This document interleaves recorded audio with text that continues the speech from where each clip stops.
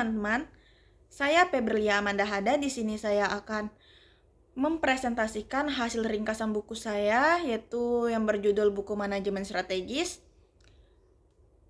untuk melengkapi nilai pada mata kuliah Manajemen Strategis. Yuk, mari simak videonya. Halo teman-teman, di sini dapat kita lihat bahwa materi yang akan kita bahas itu ada 12 materi. Yuk, mari kita bahas satu persatu materinya. Materi yang pertama yaitu membahas tentang manajemen strategi.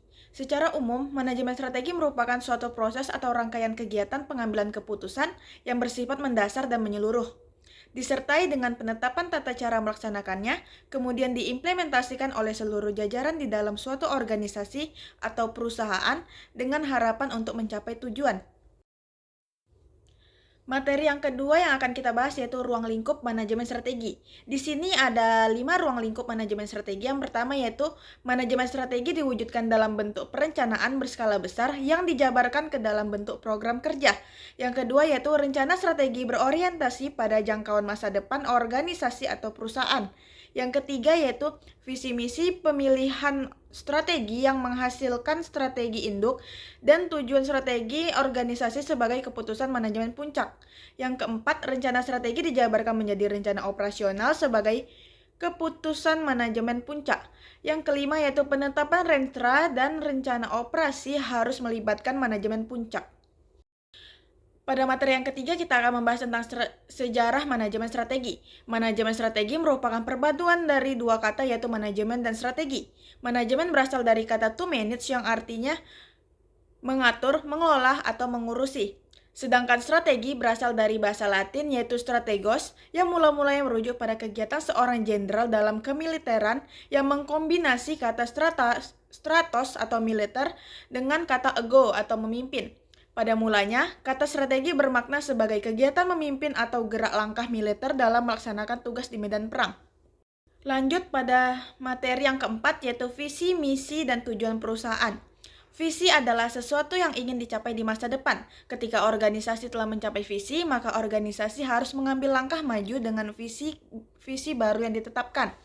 Misi adalah tentang menggambarkan organisasi di tempat kerja dan siapa yang melakukan apa. Peter Drucker dalam The Practice of Management yang dikutip oleh Boland 2017 mengatakan pernyataan misi dinyatakan dalam istilah yang sederhana karena pernyataan misi perlu dipahami oleh semua orang di dalam dan di luar organisasi. Lalu tujuan perusahaan. Tujuan dapat dilihat dalam pernyataan misi organisasi. Ketika tujuan dan sasaran unit bisnis konsisten dengan visi dan misi organisasi, pencapaian tujuan kemungkinan akan dihargai. Masuk pada materi yang kelima yaitu lingkungan eksternal perusahaan. Lingkungan eksternal organisasi atau perusahaan adalah suatu kejadian di luar perusahaan yang memiliki potensi untuk mempengaruhi perusahaan atau organisasi.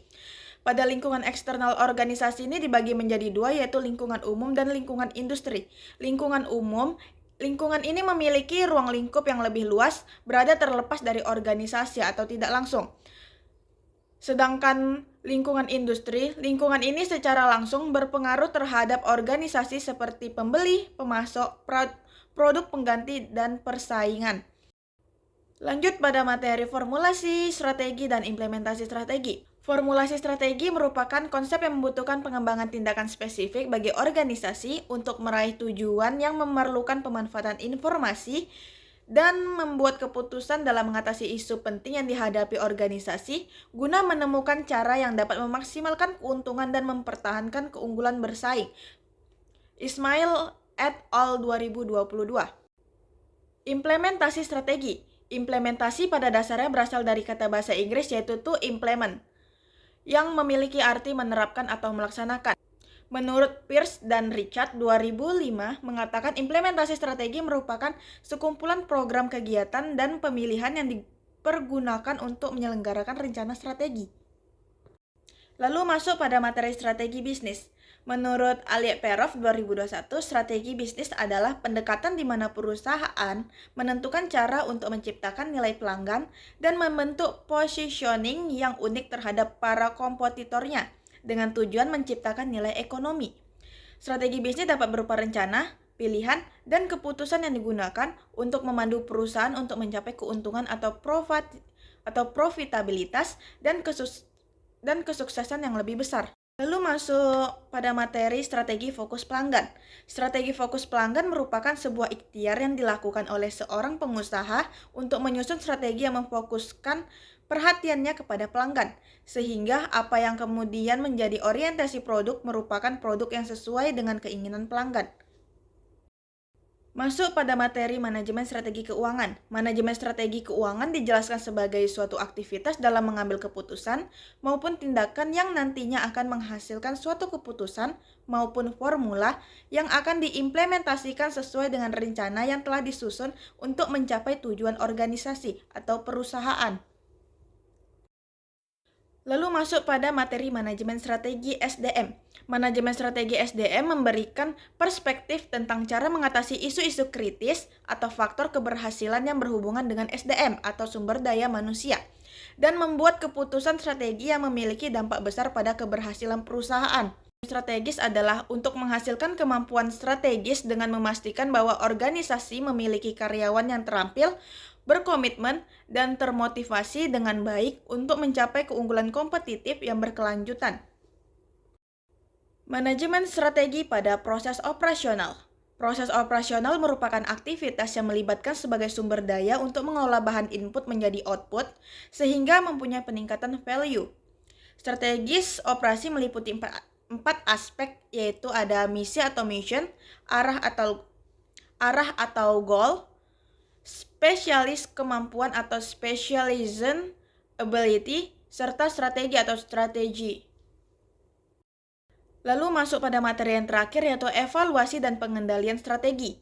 Evaluasi adalah proses identifikasi untuk mengukur atau menilai apakah sebuah kegiatan atau program dilakukan sesuai perencanaan dan berhasil mencapai tujuan atau tidak.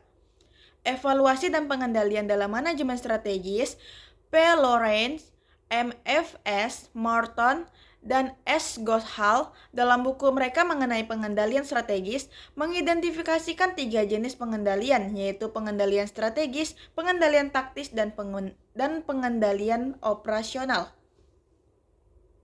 Sekian video saya yang menjelaskan tentang materi-materi hasil ringkasan buku manajemen strategi. Saya ucapkan terima kasih bagi yang telah mendengarkan dan menyimak. Assalamualaikum.